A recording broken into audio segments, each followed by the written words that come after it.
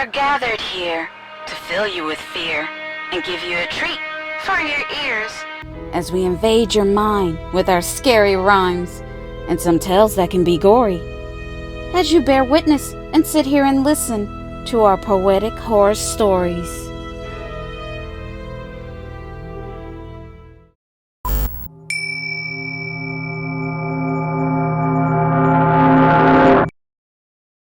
This is the story of a little wooden boy. His name is Pinocchio, and his creator, a wood carver. His name is Geppetto. Geppetto was a poor, elderly carpenter that carved out wooden furniture for a living. Geppetto was sweet, kind soul, but Geppetto had no family. He had no children. He was lonely. He is a widow. Geppetto and his wife prayed and wished to the gods for a child. When Geppetto's wife was alive, they desperately wanted their own family, but it wasn't mentioned to be. Because Geppetto's wife was in a tragic accident. While Geppetto and his wife were fishing, his wife fell off their boat and into the deep, dark sea. Geppetto tried his best to save his wife when suddenly, and out of nowhere, his wife was swallowed by a passing whale. Just like that, she was gone. Of course, Geppetto blamed himself. After that, Geppetto fell into a very deep depression. Geppetto turned to the bottle. He almost lost his business and his home. But fortunate for him, this is where I come in. Who am I? My name is Jiminy the Cricket, and I've been watching Geppetto for a while since that tragic accident. Geppetto is a very sad, unhappy man. I watched him cry every night as he laid alone in his bed. Geppetto has many dark thoughts of self-harm and self-deletion. Geppetto was planning to end it all the very next night. He felt like no one would care if he left this world behind. So I decided to help Geppetto. You can say I pulled some strings. No pun intended. I had my woodland friends leave Geppetto a gift at his shop door the next morning. A big block of wood. But it wasn't just any block of wood. It was enchanted with magic. My friends took it from the enchanted forest. I also left Geppetto a note that read, "This is an enchanted magical block of wood. Cave me into a puppet of a little boy. And this is how Pinocchio was born." Hello, P.H.S. crew. We have a question for you. What other Disney story you suggest we can do a dark reimagining? Let's start a conversation in the comments below. We are dying to know.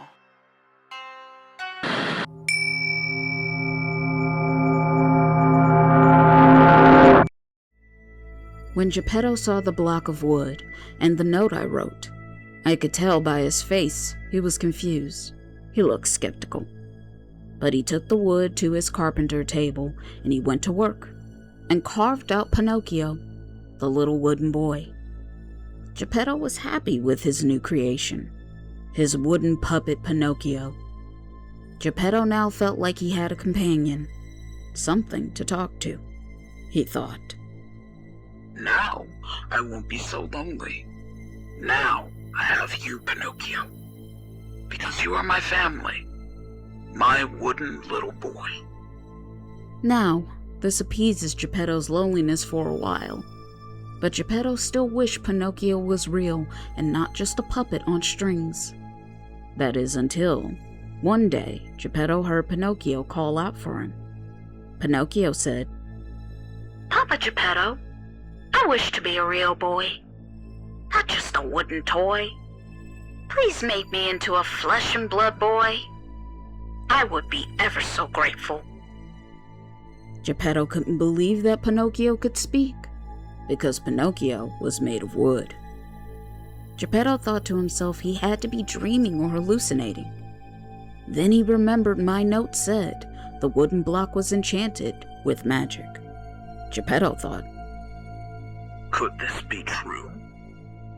Then Geppetto heard Pinocchio speak again. He said, Papa Geppetto, please turn me into a real boy. I can tell you what to do. It wouldn't be hard if you follow my directions.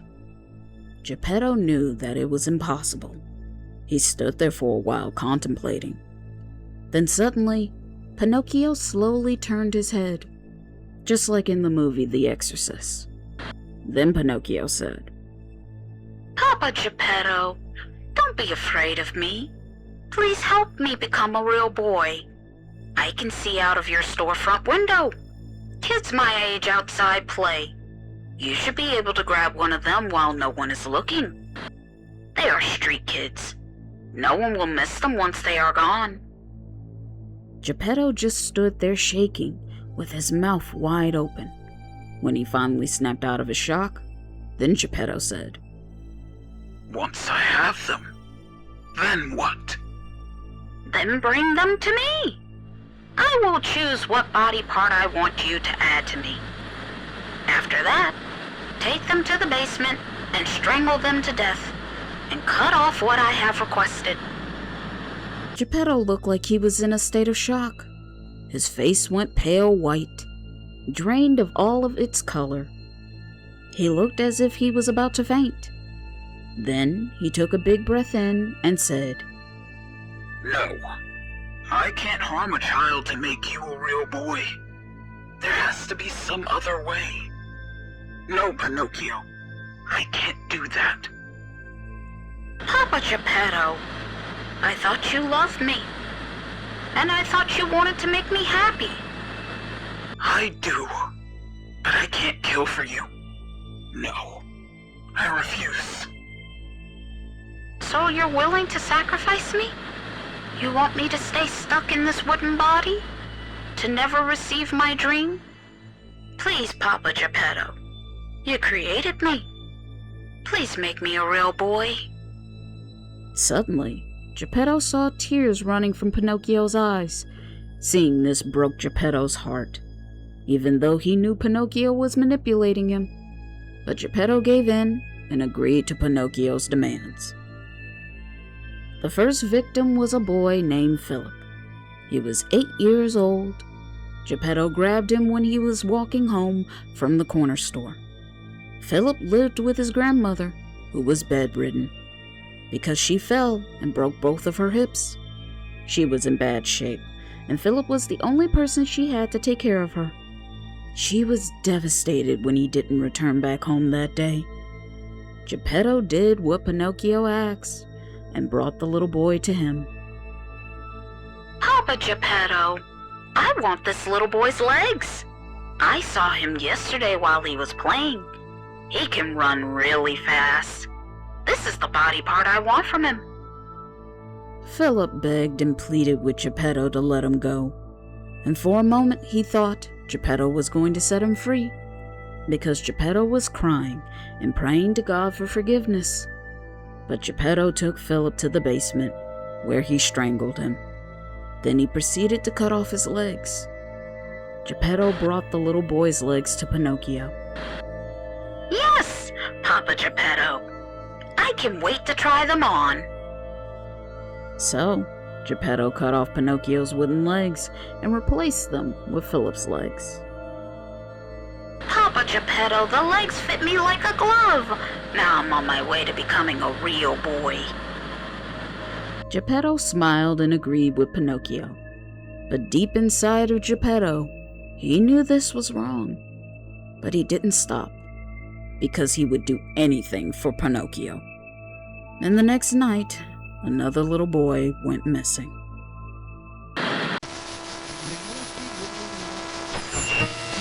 Their first child. The husband was so afraid, he immediately agreed. He told her, okay. And on that day when his wife gave birth to their firstborn, a baby girl, Dame Gothel appeared and took the baby. And the witch gave her the name Rapunzel.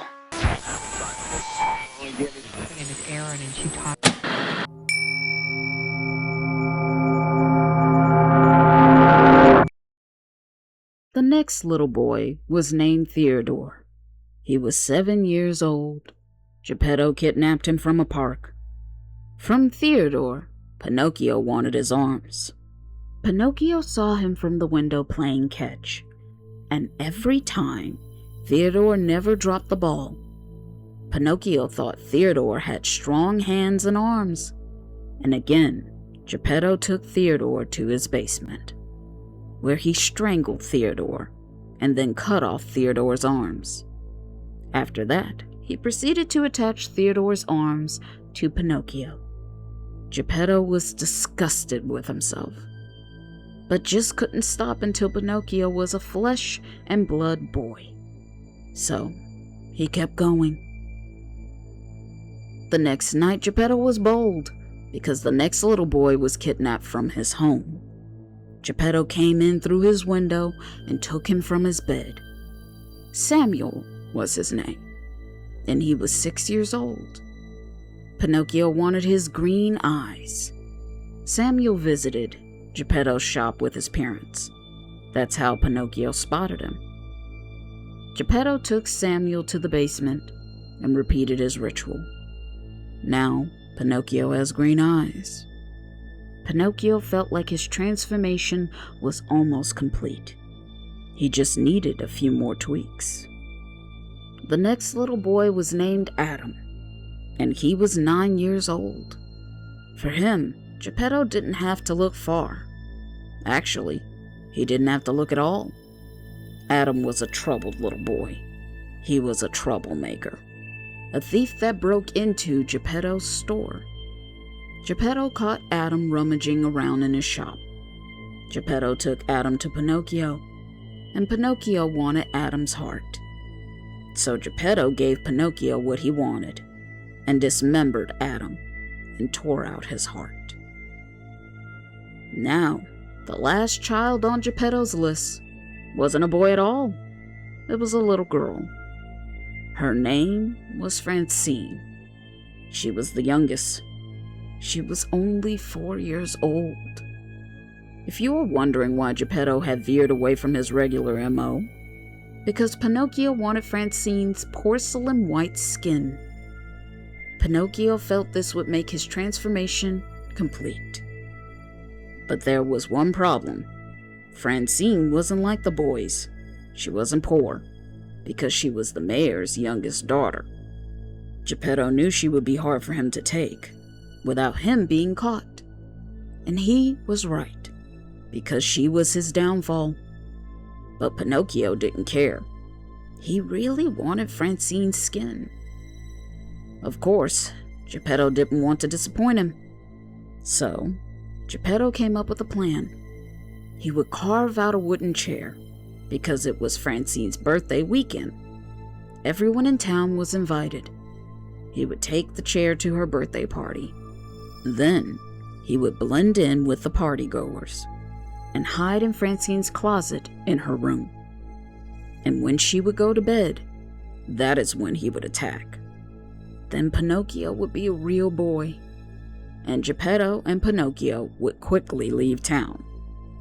But this time around, Pinocchio did not want to stay in the shop. He told Geppetto he wanted to go. He wanted to be there when Geppetto cut off her skin. He wanted to wear it right there and then. Geppetto couldn't say no to Pinocchio. He placed Pinocchio in a big butcher's knife in a wool sack that Geppetto carried with him on his back. The whole town showed up to Francine's birthday party.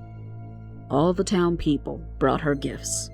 She had so many presents, which made it easy for Geppetto and Pinocchio to slip into Francine's room, where they hid all night in her closet.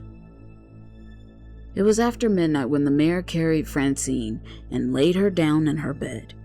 She was already fast asleep. Geppetto waited a while, about 30 minutes. Then he quietly opened Francine's closet door.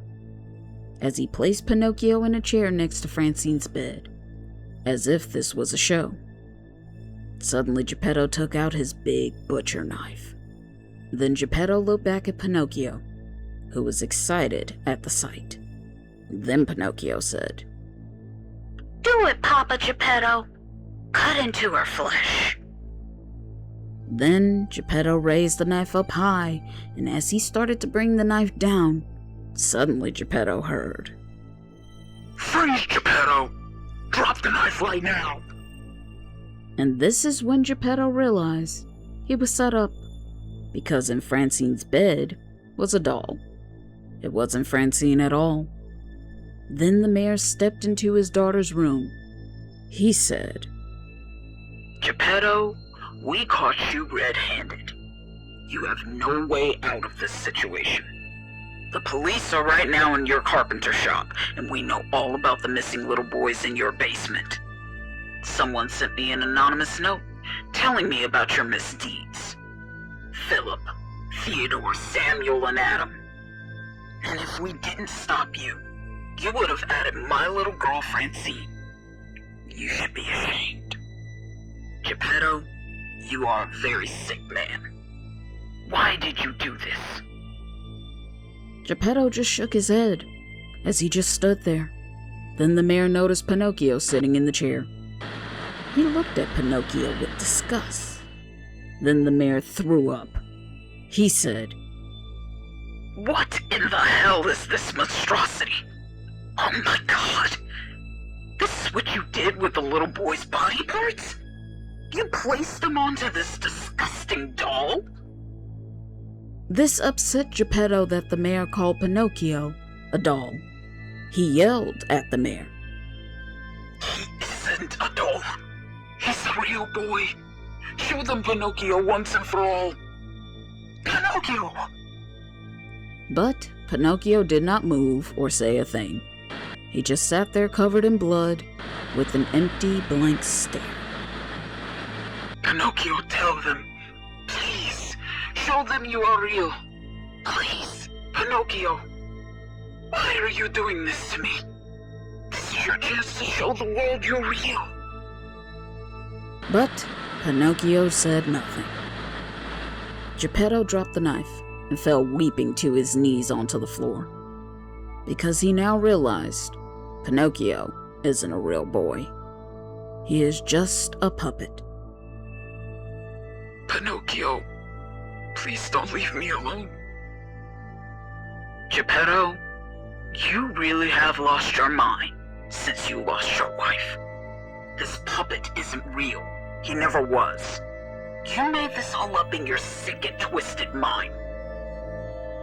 Yes, this whole time Pinocchio never spoke to Geppetto. Geppetto was just a lonely, depressed, broken man that listens to the voices in his head. Geppetto was deranged. Pinocchio was an illustration made up in his disease-sick brain, which drove Geppetto criminally insane. This will conclude Pinocchio and Geppetto, Little Horror Shop. We hope you enjoyed this dark reimagining of Pinocchio horror stories. If you did enjoy them, then please like, share, and comment to let us know. And if you're new, please subscribe. Again, we are trying to reach 1,000 subscribers this year for 2026. Become a part of the P.H.S crew. And since you made it this far, then why don't you click on the iCard? We have many original horror stories and deep dives you will enjoy. We appreciate and thank you all, and we will see you in our next video.